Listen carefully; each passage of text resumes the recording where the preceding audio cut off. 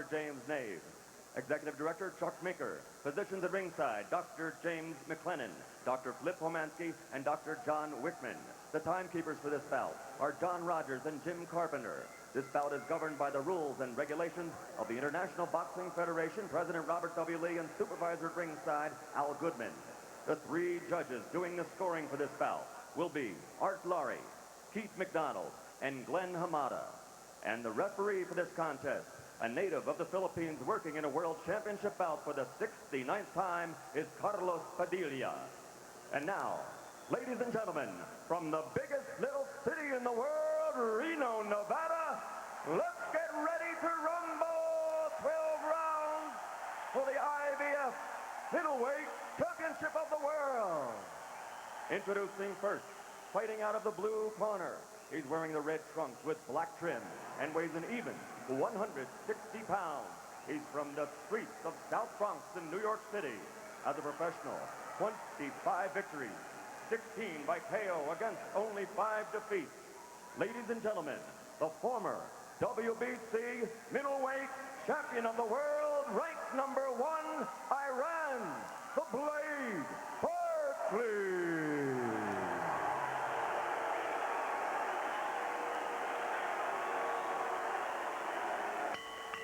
And fighting out of the red corner, he's wearing the white trunks with yellow and blue trim and weighs an even 159 pounds. Originally from Davenport, Iowa, but now fighting out of North Hollywood, California. His professional record, a perfect one, 33-0, 23 by KO. Ladies and gentlemen, the undefeated IBF middleweight champion of the world, Michael Second to Nunn.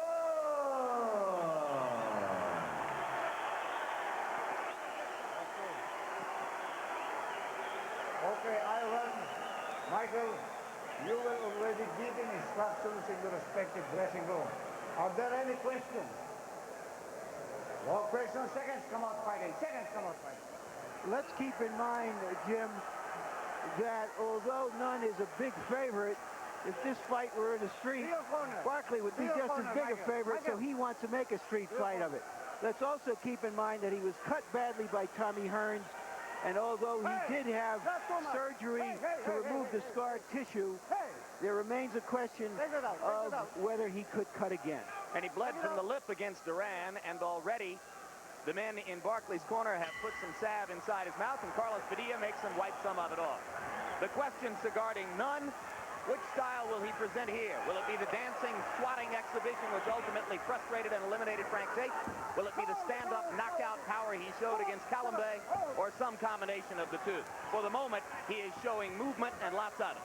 He's showing the lateral movement that I said he needed earlier, but he should keep his hands high because he really doesn't know how hard Barkley punches. And here we see the exchange of punches, but Nunn is so confident with this radar-like senses that he's able to stand there and stick those punches. Maybe too confident, though. I don't think there are many who believe that Nunn should stand against the ropes and let Barkley come at it.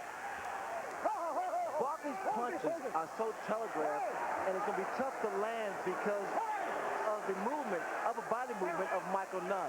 But again, I would stress that Nunn has to keep those hands up because of the power of Iran Barkley. Padilla cautioning both fighters against holding and hitting, which they were doing at will there for a moment. Nunn with some showboating already. He has laughed at Barkley, and with the hands held down to the side, is dodging punches with the head only. Let's go! Michael Nunn can make this fight so easy by just jabbing. See, the key here is just to box him. Keep those hands high and use lateral movement side to side. Good left hook inside by Nunn. Barkley stops punching for a second, and Nunn throws. What's Michael doing? Mike's trying to show people that he is a puncher too, and I think that's why he selected to stand inside. Now, he's hurting Barkley with those shots, too. Indeed, at moments, he's getting the best of it. He said he could land the uppercut at will, and so far, he's been able to do exactly that inside. Barkley is landing, too, but Nunn continues to smile at him. This is like a sparring session for Michael Nunn, because here, I mean, he's just doing what he wants to do. And he's doing damage with the left. Barkley's still coming, but Nunn is happened there. That locked his bell for a second there. Mike needs to keep his hands up. Using questionable strategy, Nunn is making this look easy. Barkley's punches have begun to lose some steam already. Well, he's always dangerous, and that's what Tommy Hearns thought. Another uppercut. Barkley bleeding from the mouth and the nose.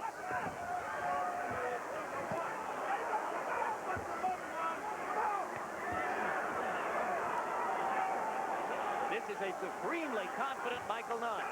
Whether it'll pay off, we may soon see.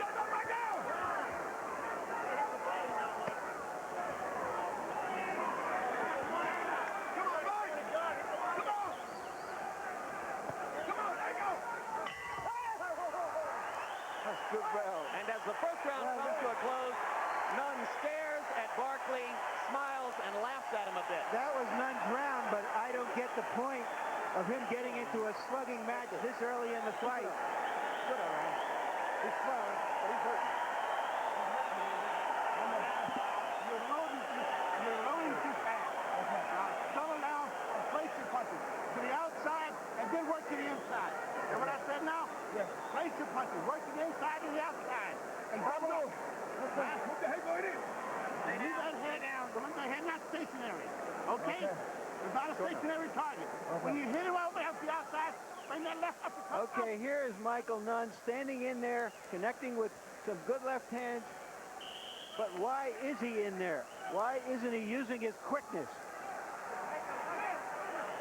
And of course, he's in Barkley's punching range. But as you said, Jim, that's the expression of a supremely confident young fighter. Still, I agree with you, Larry. It's questionable strategy. If he makes it work, yet another feather in his cap. Well, the confidence level of Michael Nunn is growing increasingly as he has better and better performances. He comes into this fight on an awesome string of 5 straight knockouts. Easy victories over Tate and Roldan. 1 round with Calambay. He almost slipped down there, and it could have been scored a knockdown with Barkley putting pressure on. Barkley's keeping those hands up because that first round, Michael Nunn threw a barrage of punches, good punches, which landed. Now the body attack I see Barkley doing, that's a very good tactic here. Trying to slow down the movement, the upper body movement. And because Barkley hits so hard, you may see a change if the fight goes on. Well, already Nunn is making himself a little bit scarcer than was the case throughout round 1.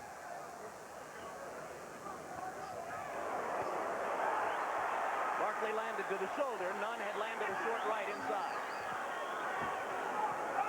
The punch that would probably get in against Michael Nunn's left hook and the right uppercut, because watch Nunn, as he throws the punch, he dips to his left. And drops the right hand sometimes. And Barkley's best punch is the left hook. It's a very powerful left hook. Although, again, it's telegraphed, but it gets the job done. Particularly to the body. He really hurt Duran early with body shots off the left hook.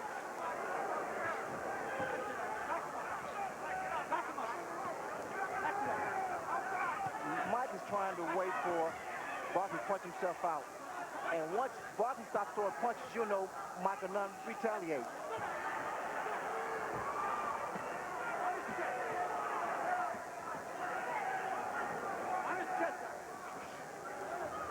Barkley is totally off balance, and the uppercut will do damage, a lot of damage, especially to the lip area. Well, Nunn is continually trying to set up the uppercut, Ray, and that's one thing that counts for his staying inside at close range like this. He has a tremendous amount of confidence in that punch right there.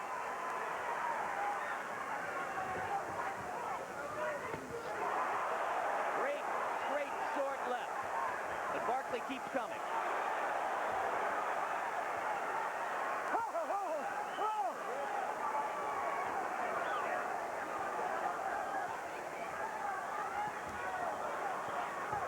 Mike's just peppering Barkley, just picking his shots, but he better keep that left or right hand up.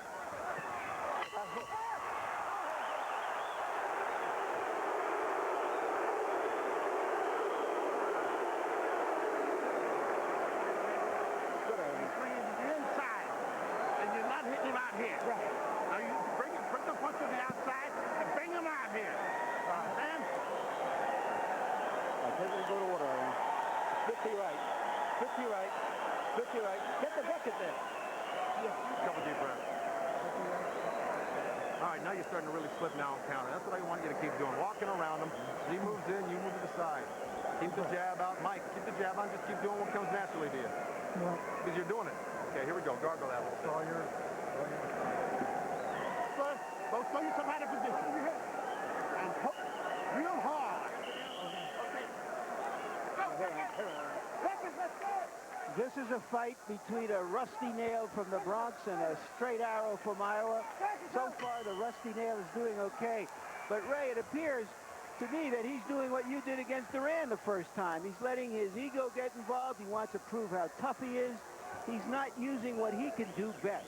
Well, that's the mistake I made against Duran, Larry. And Barkley, I mean, with Michael Nunn, he's so confident here. And he is scoring, but a lot of times he subjects himself to be punched and countered. Gentlemen, some phenomenal punch stat statistics through the first 2 rounds. Barkley has thrown 179 punches by our punch stat computation and landed 20% of them. Nunn has thrown 140 punches and landed 60% of them in the first 2 rounds. Let me show you what's about to happen here, because I see Michael Nunn is just setting this man up. Watch him throw his jab, and he's going to come over with that straight and looping, well, actually a looping left hand. Coming over the top. Yes, he'll set his man with the jab while he's moving. Inside, it's a different story.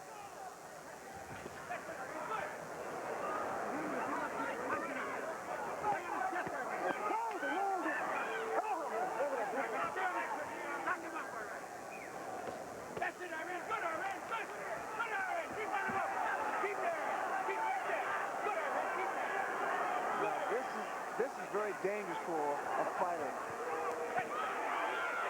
Because although Michael's throwing punches, these are slap punches now, not really powerful punches here. Michael's best shot is on the outside. That's his leverage there. This is when Barkley has a chance. Both men landing at close range, as was the case in round number 1. Another mark of Nunn's extraordinary confidence. He knows as well as anybody that he's not supposed to stand in the clinches and trade toe-to-toe with Iran Barkley. Those punches that Barkley are landing on the arms of Michael Nunn will slow him down too. He'll bring those arms down. It depends on whether or not Barkley becomes arm weary. This becomes conditioning.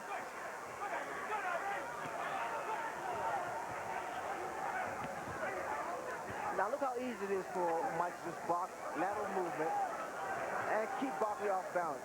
Allowing Barkley to come to him, countering, and swatting away with the jab. And still holding his own inside when they fight toe-to-toe. Barkley needs to stay to the body, because when the man moves his head, that's one thing, but he can't move that body.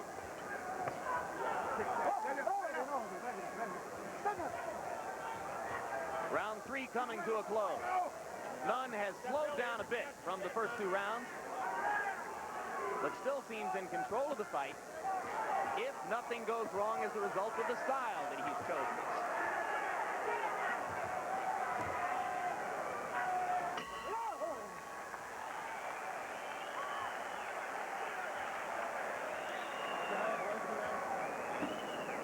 Right here. Let me have a towel. And a bucket in the middle. All right. Okay, good.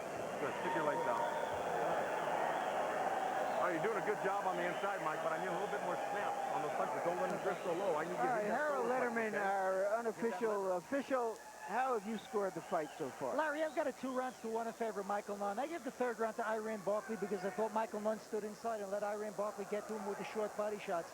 But to mention something, I just don't think Michael Nunn is snapping that right jab enough. I think he should get some more snapping that right jab and keep Iran Barkley on the outside. I'm doing. Good. So one more time. He's getting tired. He's getting tired, Iran. Stay on his fucking chest. Okay. You got this, brother. You got him. Stay on his breast, Iran. Come on, Iran. For what it's worth, I have the fight scored 1 round apiece and 1 round, the last one even.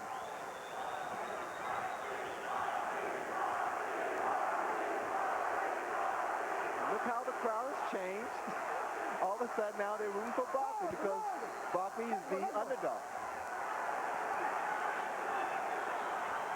Well, you've got to love Iran Barkley's courage. As Larry pointed out before the fight, he is a guy who gives you everything he's got every time he's in the ring.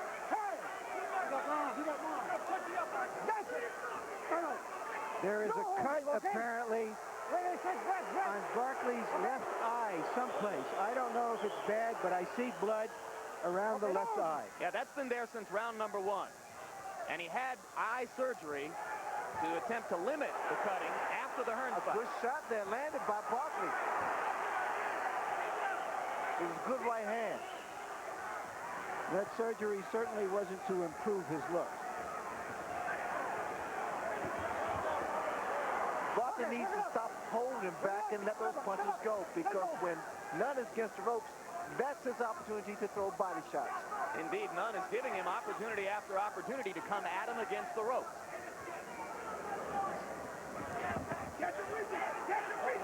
Nunn just missed with a roundhouse left.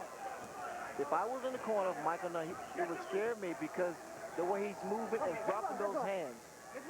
Well, you heard Joe Goosen briefly asking him between rounds to hold his hands higher, particularly when he fights inside. And the way Barkley's pushing the fight, he's making the fight. But I'll continue to tell him to stay to the body and keep pressing. Make him fight. Just make him fight. But he also, Barkley has to cut the ring off. He can't follow his man around. Oh, this will happen. The jab, the jab, and the jab.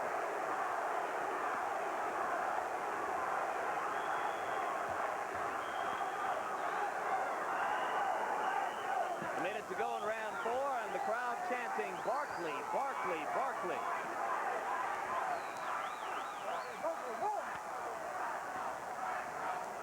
This is a bit of an unusual crowd. Some of them booed Ray Leonard before the fight. I didn't hear that. Oh, you didn't? This is an interesting fight right now because of the style that Nunn selected to choose.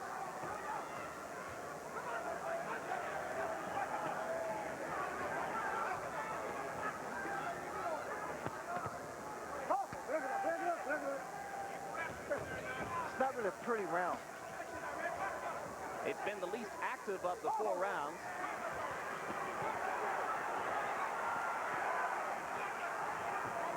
Mike is really starting to just snap with his jab now. And his punching accuracy has fallen way off. He's no longer landing something like 60% of his punches.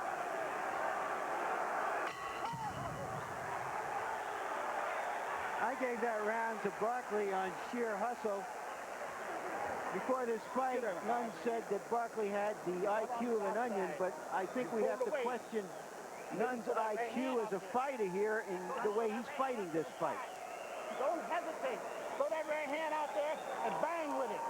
Understand? Yeah. And put them together. Back him up, Irene. How we doing? Very good, Irene. You're on his desk. He knows you're on his desk, but keep the pressure all the time. ABC. ABC, Irene. Every opportunity inside, now just keep wrapping that belly. Keep sights him. I want you countering a little bit more when you make a miss, because you are making a miss by wide margins. You got to drop a few more counters on him. Keep him what comes natural. Keep doing what comes natural. Okay? Deep breath. There you go. Mouthpiece. Let me have it. Joe, why?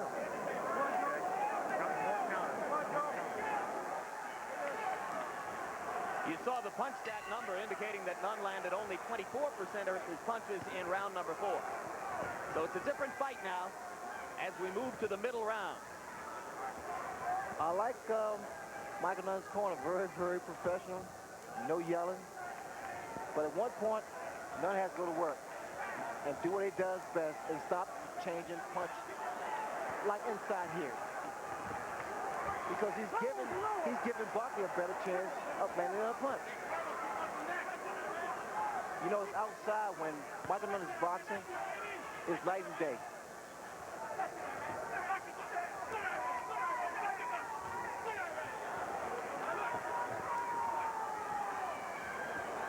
But as a natural counterpuncher, it's hard for him to be the aggressor from outside. Barkley keep holding punch back the right hand. He should let it go. Why is he holding it? While he holds it, because of the hand speed of Nunn, Nunn is able to counter.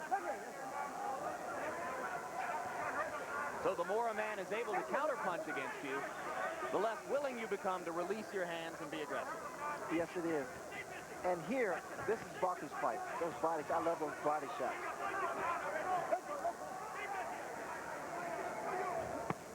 Good shot by Michael Nunn, but you need both hands.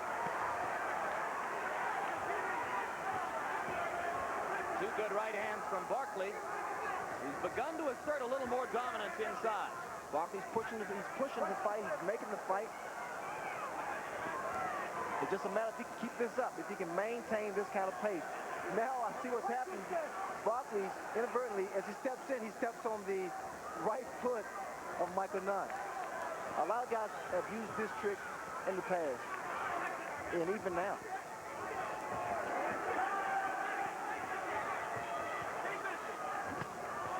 Good short left by Nunn. Barkley keeps coming.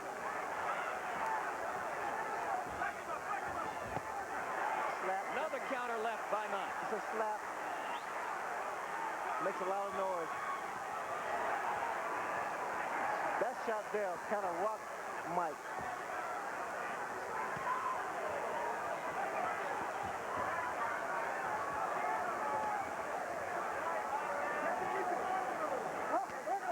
The crowd is in such anticipation of one of those big punches landing. Because when Barkley swings and misses like he has been, you feel the wind of the punch. You should let go now.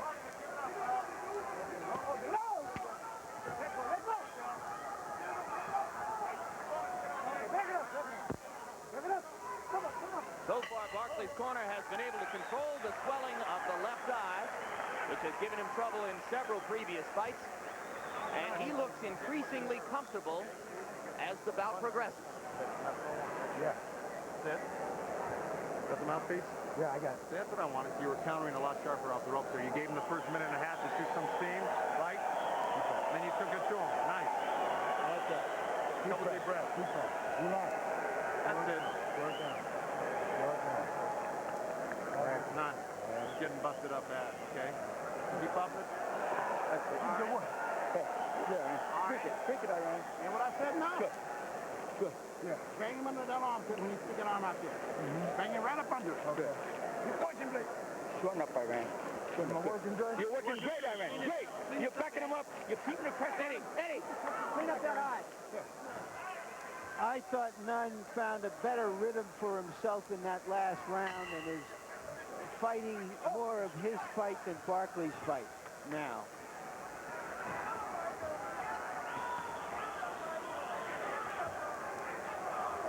You see the calmness in the corner of Michael Nunn. For a long time, one of the questions about him, and it still lingers to a large degree, is what kind of trainer is Joe Goosen with a quality fighter on his hands? So far, 33-0. What gets Michael Nunn out of trouble is those beautiful legs. He has very good legs. He knows where he is at all times.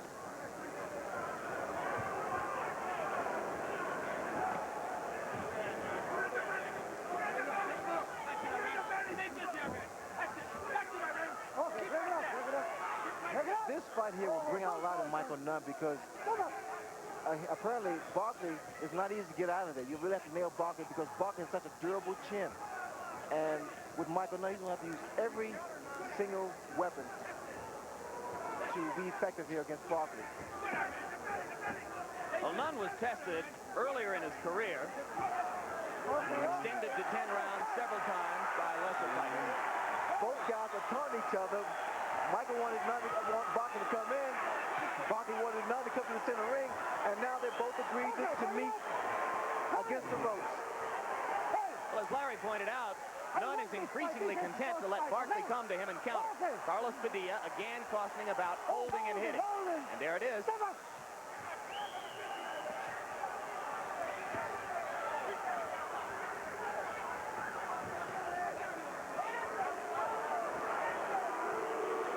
The booing begins as Nunn continues to dance. This particular style is not as entertaining as what he did in rounds 1 and 2.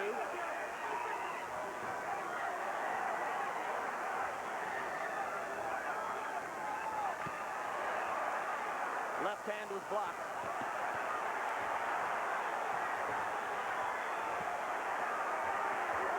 Every time that Barkley comes in, his chin is down. Nunn. Barkley grinning at Nunn as Nunn's punches are not powerful. But on the other hand, Barkley's face is starting to get a bit misshapen. You saw between rounds he was bleeding from the eye and the lip. Michael needs to forget about the crowd because they boo him when he boxes because they feel he's running.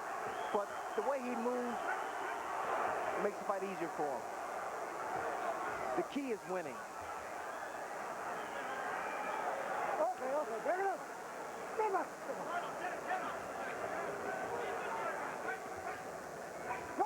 Well, of course, some would say at this level of the sport, Ray, there is more to it than that.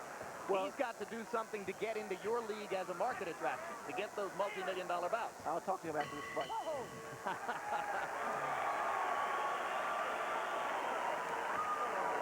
This comes under the heading of you can't turn a leopard into a tiger. He's a leopard, not a tiger, and that's how Nunn has to fight. Good, baby. Can't put much on him. Stay there. When he leans back on the ropes, don't swing at him at the head. Here, go to the body. Don't swing at the head. Go to the body. Here's the bucket. He's moving that head. That's right. Drink it, I ran. This Now, he's moving that head. He can't move that body. Understand? He can't move that body. Harold Letterman, give us your scorecard now. Larry, 4 rounds to 2 in favor of Michael Nunn. Remember the 4 points in which we score: clean punching, effective aggressiveness, ring generalship, and defense. Iran Barkley is the aggressor, but he's not effective. He's moving in, and he's not landing the real good shots. There we go. I have it 3-2-1 for Nunn. But in both instances, that means that he gave the last 2 rounds to Michael Nunn. So the style is seen as effective, if not by the crowd as entertaining.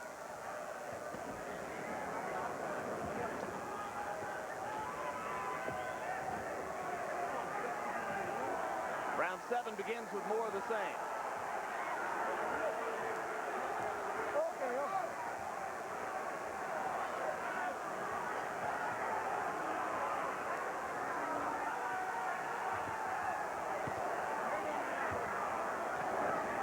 Those shots against the body. Whenever Mike gets to the whenever he gets against the rope, work that body. Barkley believes that Nunn has never been adequately tested to the body. He vowed to do it, and more he's being able to do it.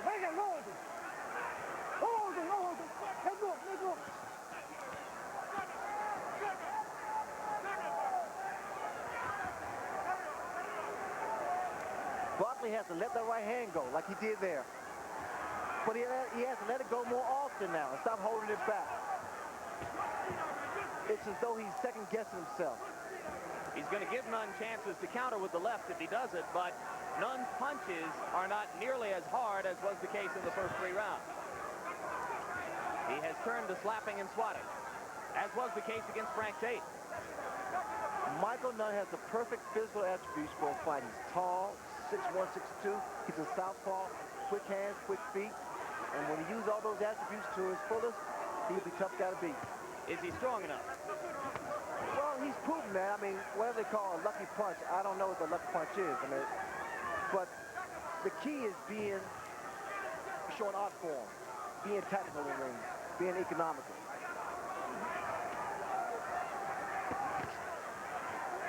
Barkley releasing the right hand more. You can never really count Barkley out because sometimes he looks as though he's tired, he's desperate, but always he's dangerous. Well, he was being badly beaten by Hearns before he launched the haymaker that put Tommy on his back for the count. Now, this has happened more than on one occasion. As Michael throws a punch and he steps away, Barkley reaches in and he's totally vulnerable for any shot, for a counter shot. Crowd again responding to Barkley's grit as opposed to Nunn's flicks. What Barkley could do is in the last 30 seconds of this round, pour it on. And he'll gain some sentiments from the crowd. As Duran was able to do in several rounds against him.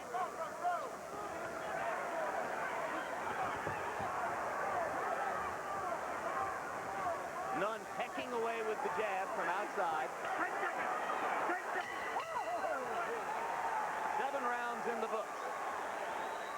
If Nunn's goal was to look impressive or sensational in this fight, That goal appears to be outside of his reach right now. He just has to fight to win. All right? That's a must now. Oh, we got this is 8, 9, 10, 11, 12, Mike, okay? Start countering a little bit more.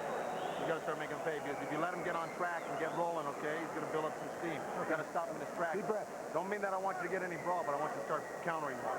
Look, he's throwing that hook. I want you to come up with that uppercut. I want you to use your jab more. I want you to start countering more, okay? Deep breath. Hold down. Hey, Barkley, put my swelling down, man. It's swelling? Very quickly now, we're going to take a look at Barkley's face as of this moment and the way he looked before the fight. And, of course, you see the grease and the swelling above the left eye. Earlier, you've seen blood coming from the mouth. It's not at all unusual for Iran to get a little busted up in a fight, and he's won a lot of fights looking like this. He looks like what he is, and so does Nunn. Well said.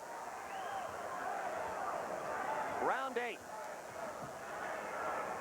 And you heard Nunn's corner asking for more aggression, more countering. Well, they don't want Barkley to build up any momentum, and that's what's going to happen if Nunn continues to fight the way he's been fighting.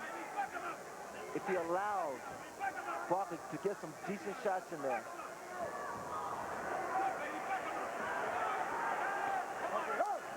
Barkley sparred against southpaws, a cavalcade of them, to get himself ready for this. His only knockout loss was to southpaw Robbie Sims, and it's always a problem, even for the most experienced fighters, to adjust to having to fight against somebody with a southpaw style. Well, I will attest to that, too, because it's difficult, because he does everything backwards, actually, a southpaw. And what happens is tough to maintain your balance if you don't keep your left foot outside his right foot. But the left hook is the key with the southpaw. It's good left hook.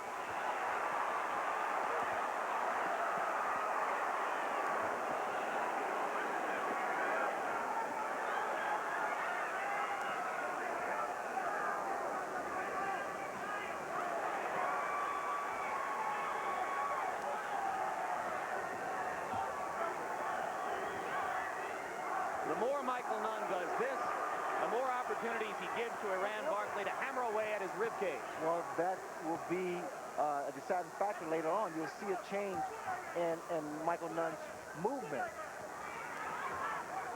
But also, Michael's just peppering away at Barkley. He's really doing a great job of busting him up top. The first of those left hands landed solidly.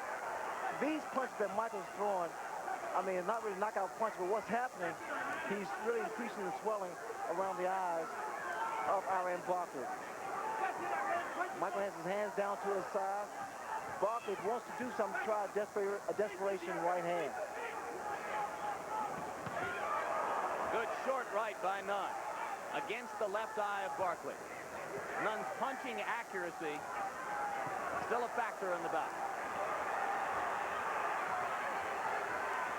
Only one man could really box like Nunn as far as moving his head back. It was Ali.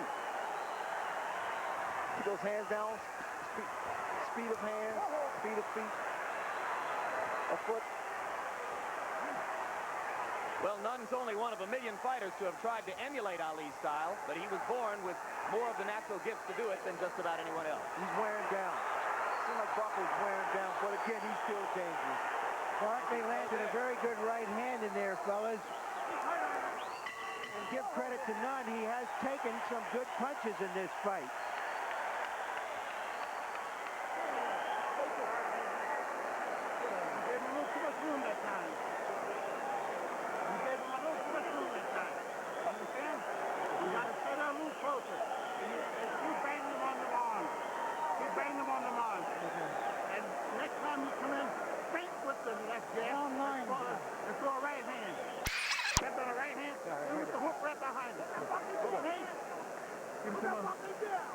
Good, Iran. Good.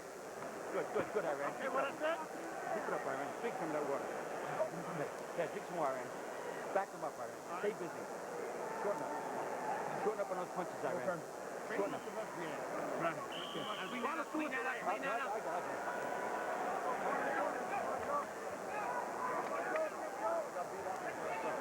Barkley is behind in this fight. But prize fighting is a game in which you can be behind and hit a 5-run home run late in the fight. And that's what he hopes to do. He threw 105 punches in round 8, which goes to underline the point that there's no quit in Iran Barkley. And his accuracy went up as he landed 36% of them by punch stat computation in the 8th round. Barkley has been able to continue this fight because of his determination's heart, but most importantly because of an excellent cutman, Eddie Aliano. Eddie Aliano is as good at closing cuts as anyone in the business. And if you're Iran Barkley, you want to have an Eddie Aliano in your corner. Well, he has the best, Jim. But now it's up to him to make the difference in the fight. Again, you hear the crowd dissatisfaction as far as Michael Nunn's movement.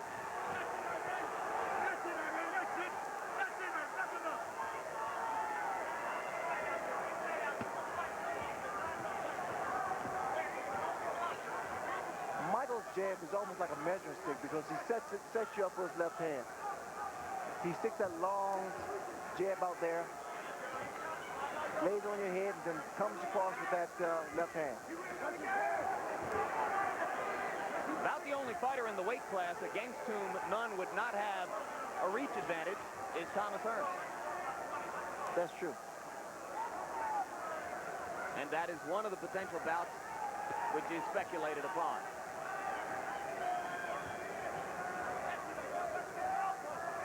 This is what I talked about in the tip of the night, Jim, the fact that on the outside, Barkley will make it very difficult for him because Michael Nunn has great hand speed, good movement, and throws a lot of punches. Barkley's best shot is keep pushing that jab, especially to the body. Jab to the chest, get inside, and work his body. You see the difference it makes when he throws his jab and gets inside? And you can see that Iran is lunging a little bit harder and trying more now for that big right hand that might turn things around. Michael's trying to throw the uppercut. Not as much as he was trying to throw it in the first 3 rounds. Nunn's not going to sell a lot of tickets or win a lot of friends fighting the way he's fought these past 3 rounds.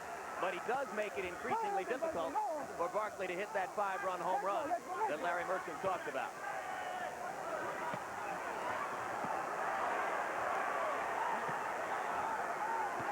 There's the uppercut, just missed.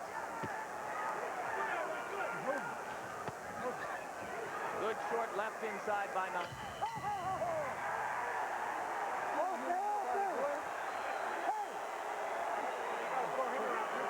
Nunn is trying to steal rounds now. He didn't fight for 2.5 minutes, fought for the last half minute. After our last 2 fights, both 1-round knockouts, this one seems like it's gone on for about 43 rounds. A throwback. You can do that all night. You don't have to wait for him to shoot off some steam now, man. The guy's dog. Harold, give us your score now. 6 rounds to 3, 87 to 84 in favor of Michael Nunn. I believe that Michael Nunn is still landing the cleaner, harder shots, while Iran Barkley is the aggressor, but he's not the effective aggressor. When he moves in, he just doesn't throw enough punches. He just doesn't let his arms go enough. They're moving right now. All right, Harold, I have it. Nunn ahead 4 rounds to 3 and 2 even. Well, that's not a big margin. If some of the judges emulate your scorecard, Larry, there's still a chance that Barkley could come on and steal a decision here with some aggression in the last 3 rounds. The way I see this, as far as Michael Nunn's career, he has some very impressive wins. He's almost like Mike Tyson. He becomes such an overwhelming favorite. If he doesn't knock you out early, you become in a no-win situation.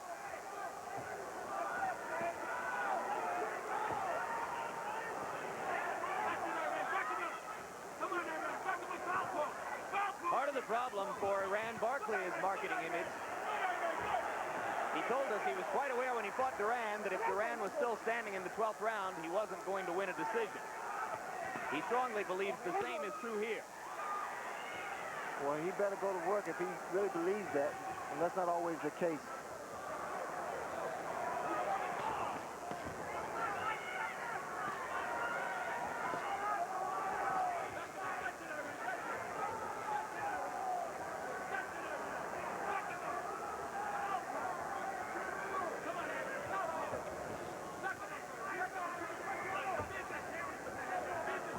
Barkley's left eye is so swollen it looks like a headlight on an old MG.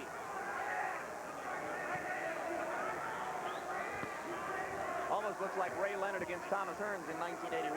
I don't agree with that. This is a good fight for Barkley. He's really put up a great fight. You don't agree with what?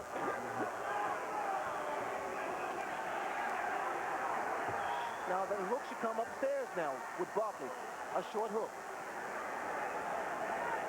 As you watch the body, you notice the man's hand will drop. Like now. Like now. This is it. Perfect. Nunn is hawking the referee, Carlos Padilla, Now while Barkley slugs away at his ribcage. Now watch Nunn retaliate. Nunn lets his man throw a few punches, then all of a sudden he'll field around by flirting. He's talking to his corner, which is dangerous.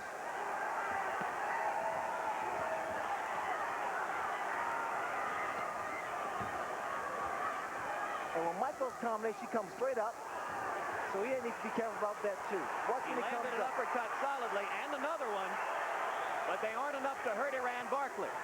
But less than a minute to go, and here comes the Nunn flurry as he tries to steal the round.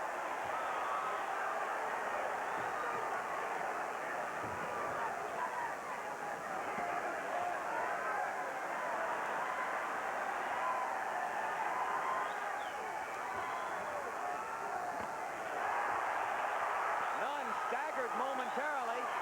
Barkley tries to follow up.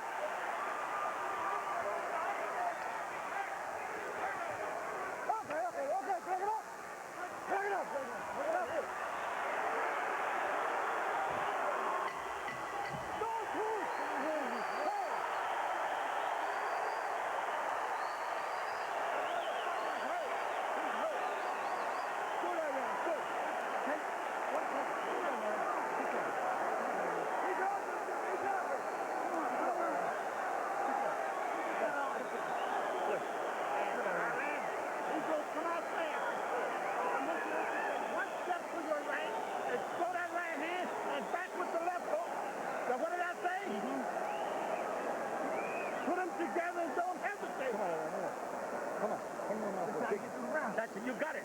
You're getting him. He's hurt. You hurt him twice in that round. There, take it. Take it, Iran. Keep up that pressure. And don't load up so much, Iran. The people behind... Oh, You look awesome, man. Okay, here we go. Go. There you go. Take a couple deep breaths right now. Remember, Go. Now off the ring there. Now off the ring, somebody. Go. How could you not love a warrior like Iran Barkley? Did that round bring the fight to even on your scorecard, Larry? Yes, it did. We've got an interesting situation going into rounds 11 and 12, the championship round. But I caution that some of these rounds are hard to judge, and because the cleaner punches from outside are usually landed by Nunn, he may get more credit for those punches. Iran Barkley has been past the 10th round 3 previous times. Michael Nunn has been past the 10th round twice, and down goes Nunn, and it'll be ruled a split. Will not be called a knockdown. Crowd loved it anyway.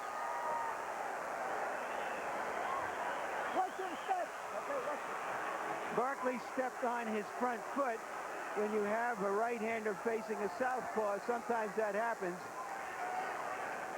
And as both fighters get increasingly tired, their feet are more and more likely to get tangled.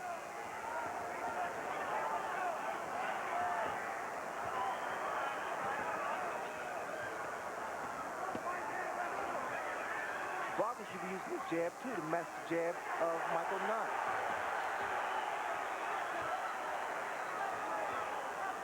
There Barkley tried a jab, now trying to come over with the right hand. I see sometimes Michael has a tendency to put both feet together. And it's easy to be knocked off balance or either knocked down. That's when you get too careless or too comfortable with the fight. Okay, break it up. Step up.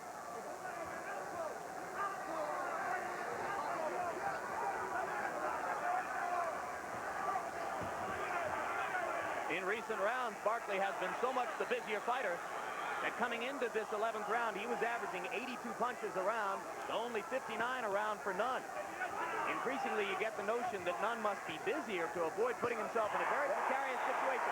Great left hook by Barkley, excuse me. Nunn momentarily staggered by the left hook. If you watch Barkley, when he throws his jab, if he really throws it straight and snap it, he'll connect. Trying again with the left hook. But he seems to be afraid of that left hook coming over the jab, Ray. He's afraid of the speed of Michael Nunn's punches. But he has a gamble. He is a gambler, too. Well, he might as well. What's he got to lose? A 7-1 underdog coming into the fight.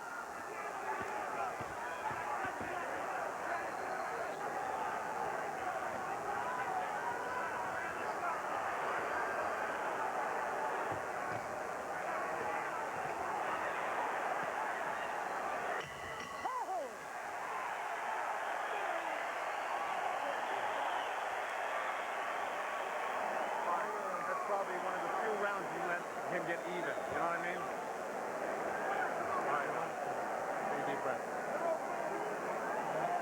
I got you comfortably ahead, but... Okay, last one, Michael. Last one.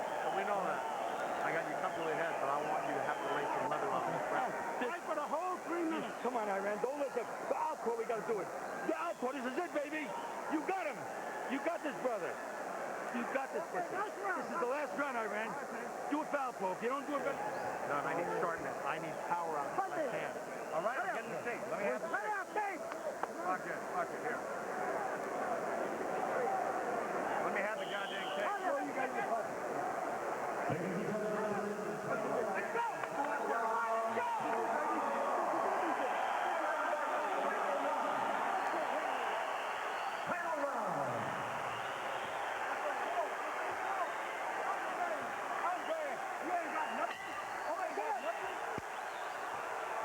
Harold, quickly, how do you have it scored? Larry, 7 rounds to 4, 106-103. Michael Nunn. I think he's just a little bit too cute for Iran Barkley.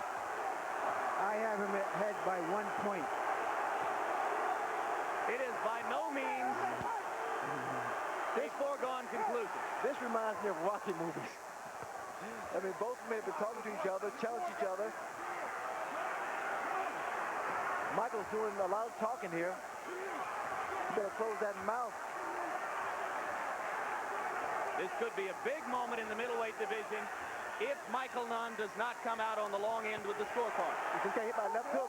Michael did. Michael switched now to fighting orthodox.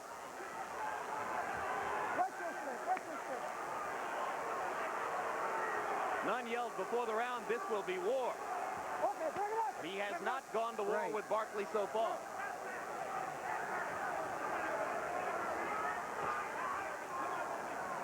Michael needs to pour it on some now. Who will make a final statement for the judges? Nunn telling Carlos Padilla to get out of the way. The crowd think that Carlos Padilla is telling Michael Nunn to fight, but he's actually telling him to be quiet, to stop talking. Why should that be Padilla's concern? Your guess is as good as mine. I don't think it's against the rules.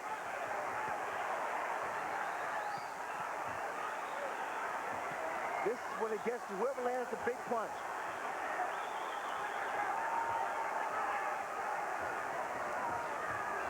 Toe-to-toe down the stretch. Nunn almost lost his balance there.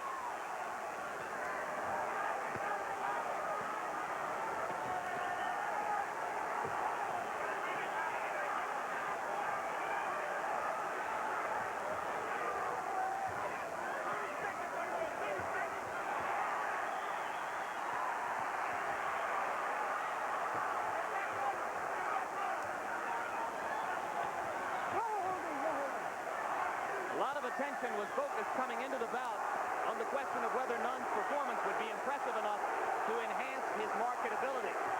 What's at stake now is can he win this fight and hold on to his IBF championship. Well, what's going to happen? You'll see a reaction, totally different reaction with the crowd. Whether or not they're dissatisfied or what. And you're going to see both fighters picked up and carried around the ring by their cornermen. As was the case at Duran Barkley.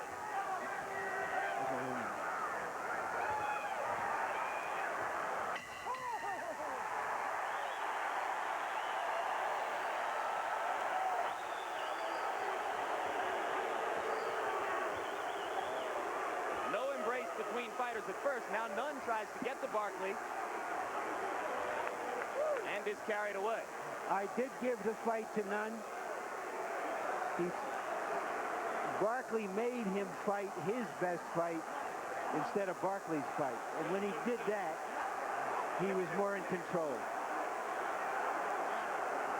And Harold Letterman's final scorecard. Harold, how'd you see it? Well, Jim, I had it 8-4 in favor of Michael Nunn, 116 to 112. This was a fight where if you like the aggressor, you may have gone for Iran Barkley, but I just thought it wasn't effective aggressiveness. And we score on clean punching, ring generalship, effective aggressiveness in defense. I thought that Michael Nunn landed the cleaner punches and deserved the decision, but I think that Iran Barkley fought a great fight. He tried his best. He came in on Michael Nunn all night. He put a lot of pressure on Michael Nunn, but unfortunately, I think Michael Nunn landed too many good shots. Ray, very quickly, what's your instinct on who won the fight? Well, I thought Michael Nunn boxed perfectly a couple of times, a couple of rounds, but I tell you, in all due respect to Iran Barkley, he put up and made a good fight, a really good fight. But I see Michael Nunn as the victor. Final punch stat numbers on the bout, and we'll see that Nunn threw nearly 300 fewer punches in the bout than did Barkley. But look at the difference in the rate of accuracy with which they landed. Nunn at 50%, Barkley at 25%. Of course, the crowd does not keep punch stat computations. The crowd doesn't count punches. And right now, let's go up to the ring announcer, Michael Buffer, for the official decision on this 12-round middleweight Ladies and championship. gentlemen, here's the official scoring. Keith McDonald scores about 114, 114. He has it even. Glenn Hamada scores it 115 to 113. And Art Laurie scores it 116 to 113 for the winner by majority decision. And still IBF Middleweight Champion of the world, Michael second to none. Did you see the worried look on Nunn's face? You never know. This is another round of applause for this great challenger, Iran Barkley, from the South Bronx in New York City.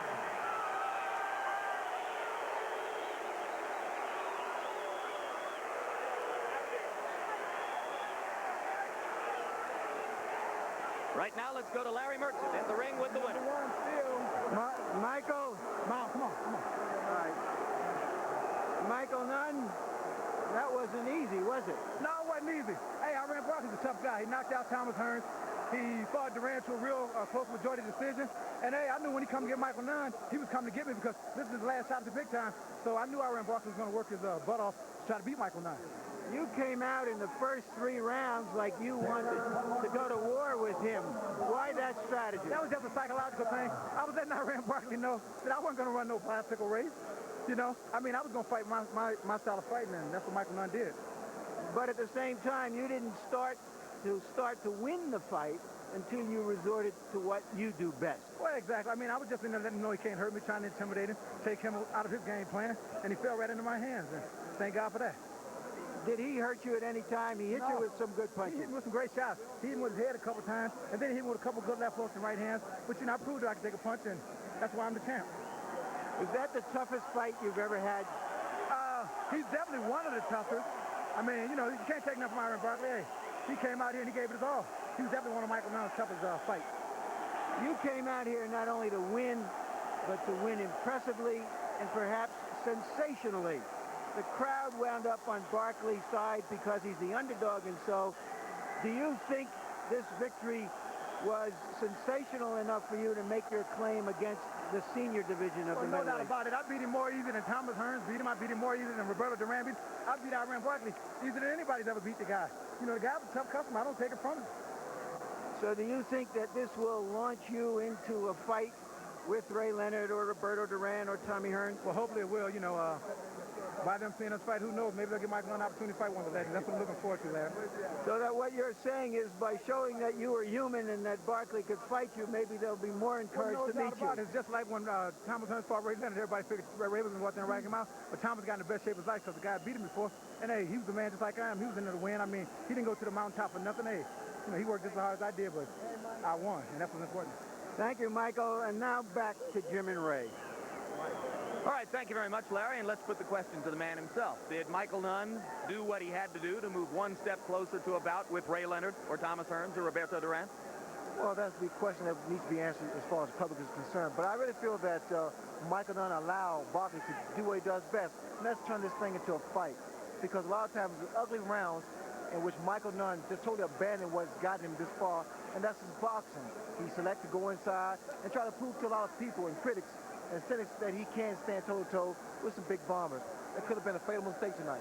But when he aroused the excitement of people in the boxing world, it was with the one-round knockout of Sambu Kalambe, not with his beautiful choreographed performance against Frank Tate.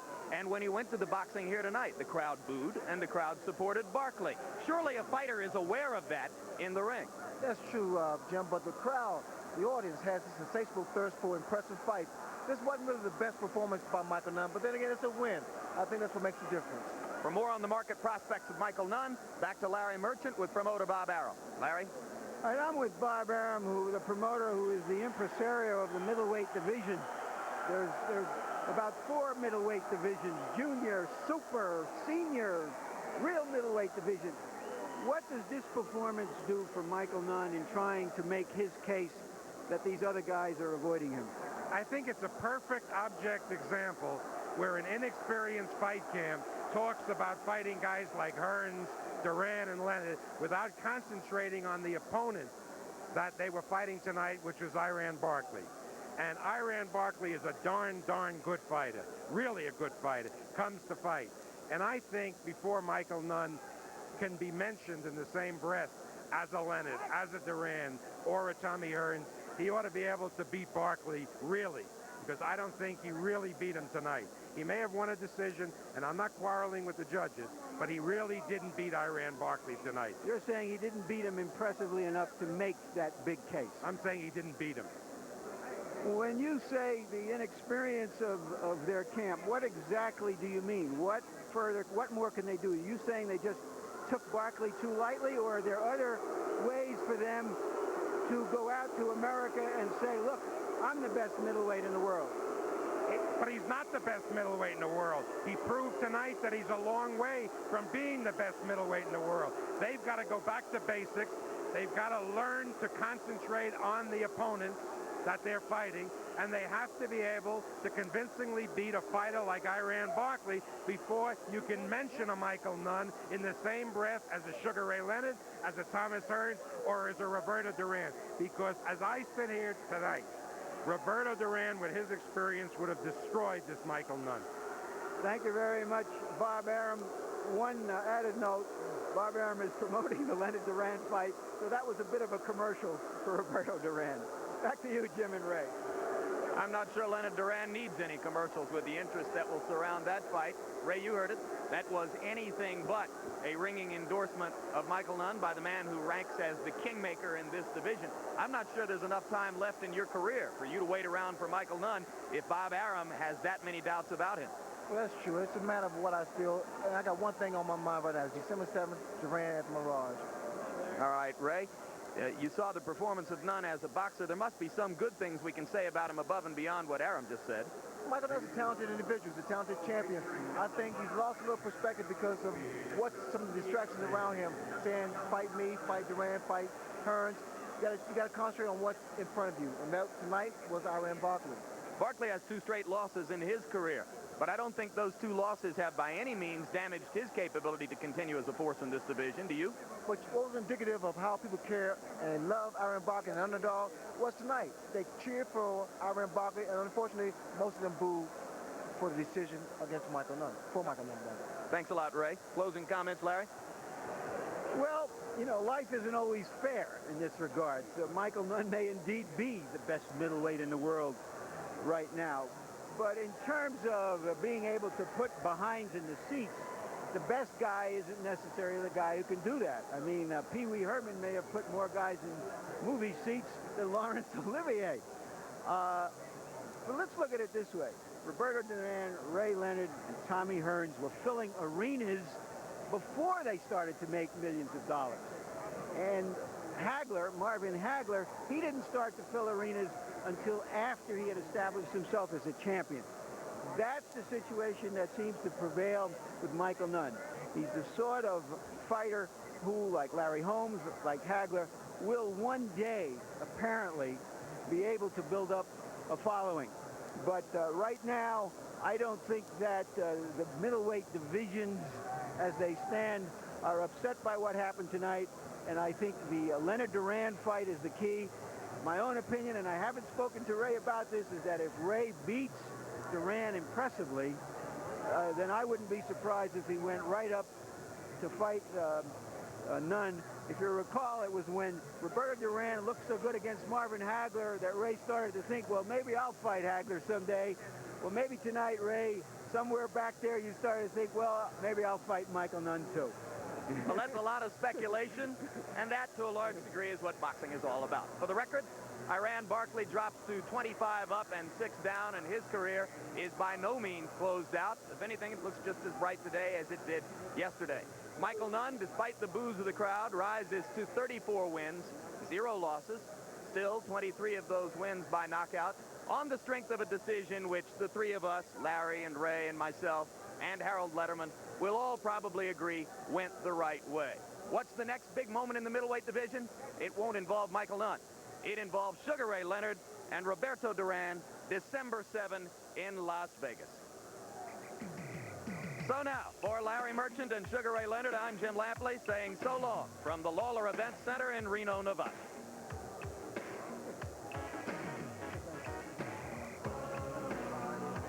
The executive producer of HBO Sports is Ross Greenberg.